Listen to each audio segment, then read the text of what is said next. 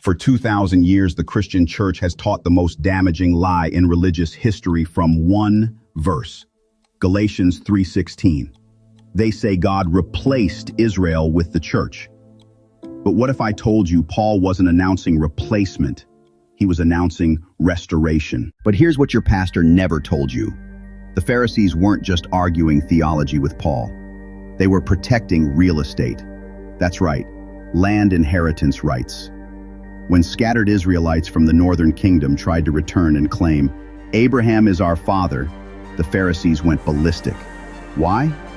Because if these so-called Gentiles could prove they were Abraham's seed through Isaac, they had legal claim to the land promises, the inheritance, the covenant territory. The tribe of Judah had exclusively monopolized the title Seed of Abraham for 700 years. They alone claimed the land rights. They alone could say, Abraham is our father. And they intended to keep it that way. Here's what the church teaches from Galatians chapter 3:14. That the blessing of Abraham might come on the Gentiles through Jesus Christ. Their interpretation. God made promises to Israel through Abraham. Israel rejected Jesus. God rejected Israel. God created a new thing called the church. This church is made of Gentiles, non-Jews.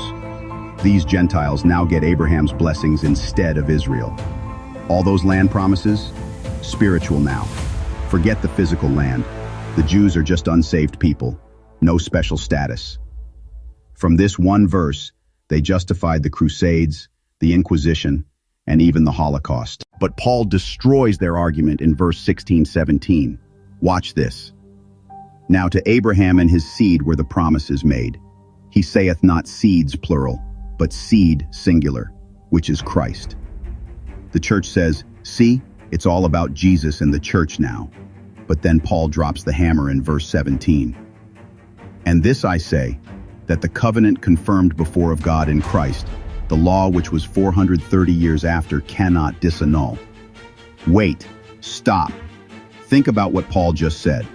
Paul is arguing that the Mosaic law, which came 430 years after the Abrahamic covenant, cannot overfeit the unconditional promise God made to Abraham and his physical seed through Isaac.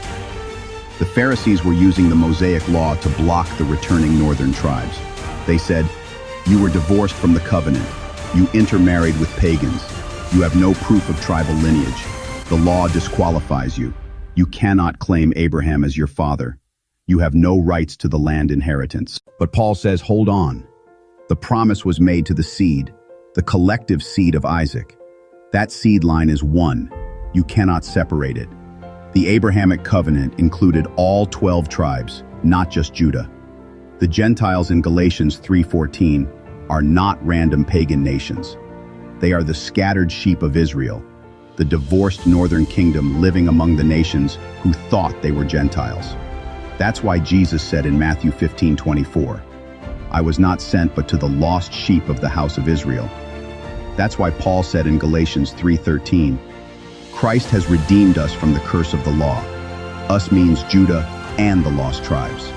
The curse of divorce, the curse that scattered Israel, the curse that said, you are not my people. Christ took that curse so the scattered seed could come home and say, Abraham is our father too, and we have inheritance rights in the land. This isn't replacement theology. This is restoration theology. Paul wasn't saying God abandoned Israel for Gentile Christians. He was saying God is restoring the divorced house of Israel. The scattered seed is coming home. Both houses, Judah and Ephraim, are returning to the covenant. Romans 11:25-26. Blindness in part has happened to Israel until the fullness of the Gentiles come in. And so all Israel shall be saved. All Israel. Both houses. The full seed of Abraham through Isaac. The Pharisees wanted to keep the land for themselves. But God's unconditional promise cannot be broken by any law that came 430 years later. The blessing of Abraham is coming upon the scattered seed of Israel, those who have been living among the nations. And nothing, not replacement theology, not anti-Semitism, not denial of land rights, can stop what God promised Abraham. Stop teaching the lie. Start teaching restoration.